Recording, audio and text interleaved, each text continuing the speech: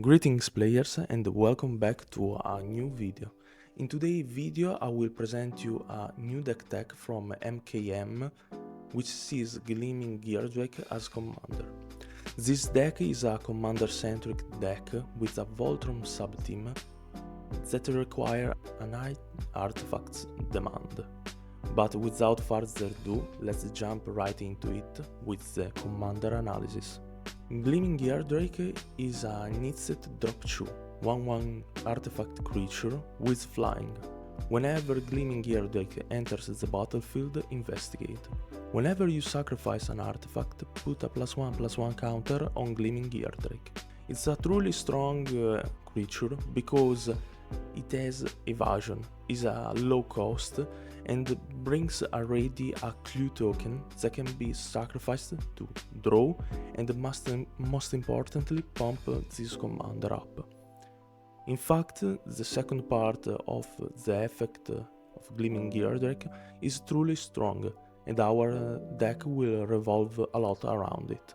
Let's start with the deck tech itself. We have two types of creatures inside of our deck. Artifacts synergic and aggro synergic creatures. The first type are, for example, Reckless Fireweaver, which is a drop 2 1/3 that deals 1 damage to each opponent whenever an artifact enters the battlefield under our control. Another example is Krark Clan Shaman, which is a drop 1 which says sacrifice an artifact. This creature deals 1 damage to each creature without flying. This is a really good creature because it gives us the possibility to control the board. We are mainly a Voltron deck, we don't have much creatures at our disposal, so avoiding the opponent to go wide is really good, especially if we can place a creature which can be a constant reminder to the opponent that we, in any time, can pull the trigger. Aggro synergic creatures means initiative and monarch. We have a commander with flying, so for us it should be truly easy to retrieve them and keep them in our possession. We also have artifacts creature. We want to prioritize creatures that self-sacrifice to create value and also to pump our commander. Do not forget they can also be used as blockers.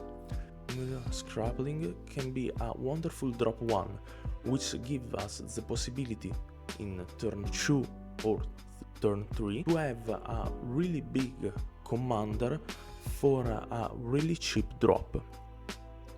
Marut is an hidden gem for this deck because the deck revolves around creating treasure tokens, which is a very cheap and strong way to power up our commander.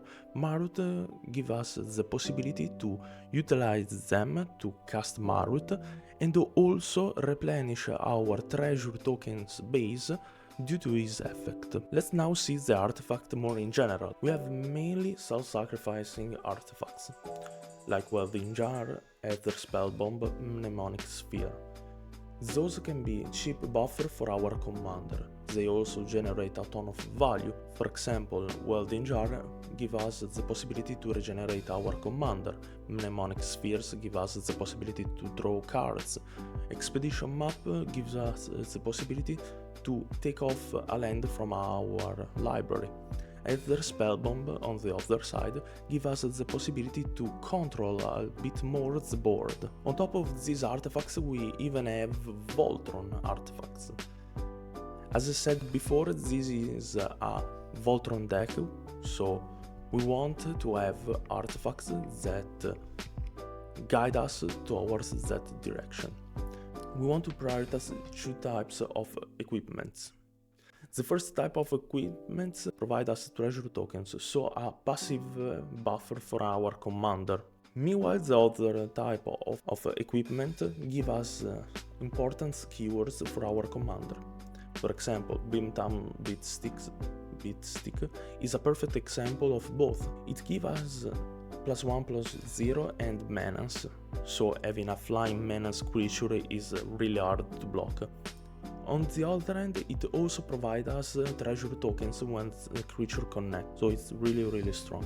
Do not forget to put a lot of equipment that give to our Gleaming Geardrake trample.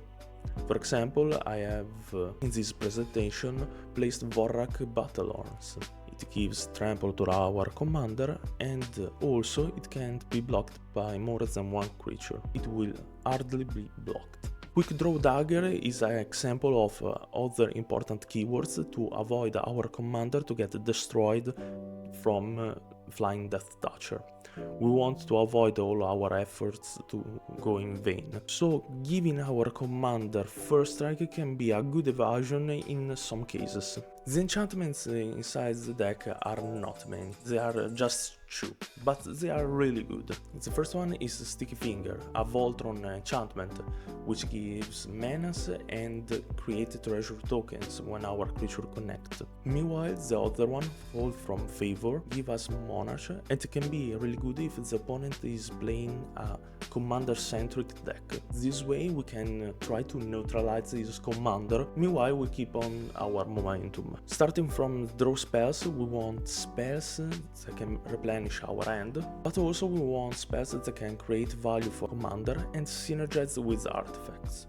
So we want to create value for our commander by using demand answers and sacrificing an artifact to pump our commander, or creating artifacts that can be sacrificed to pump our commander.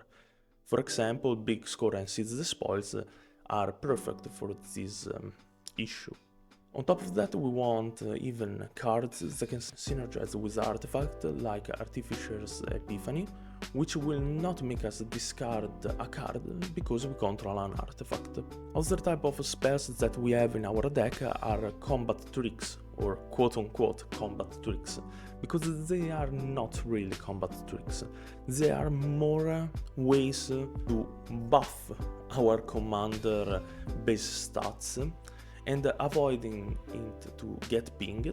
For example, if Gleaming Geardrake is a 2/2 and the enemy casts Bolt, we could maybe not have a counter, a drop 1 counter, but we could have Behind the Mask or Relic's Roar in our hand, and bumping its base stats will help us avoiding our commander to get removed. Like I said before, we don't want our effort to go in vain, so if we are able to keep our commander into the battlefield, our strategy will be much more strong. On top of that, we can also use them to push a ton of damage to the opponent face. If we make our Gleaming Geardrake a 4-3 or a 4-5 until the end of the turn, even if it has just 2 or 3 +1/+1 counter on him, they are already 7 commander damages. So as you already know, when we play Izzet, we want as many counters as possible and as much control on the board as possible. So this is exactly what we will do. We will put as much counters as possible that can synergize with both our commander and both our artifact strategy. So Lofty Denial and Override are 2 perfect examples of that, because our commander is both an artifact and a flying creature. Then, on top of that, we want to control the board. Whenever we cannot counter target spell, for example, the opponent is playing Wilson as commander, Wilson cannot be countered, so having single target removals like Lightning Bolt or Blazing Volley if the opponent creatures have low constitution can be a really game-changing strategy. Let us know in the comment what you think about this deck and which cards from MKM you are more excited for. Thank you for watching, guys. I will wait for you in the next video. Bye!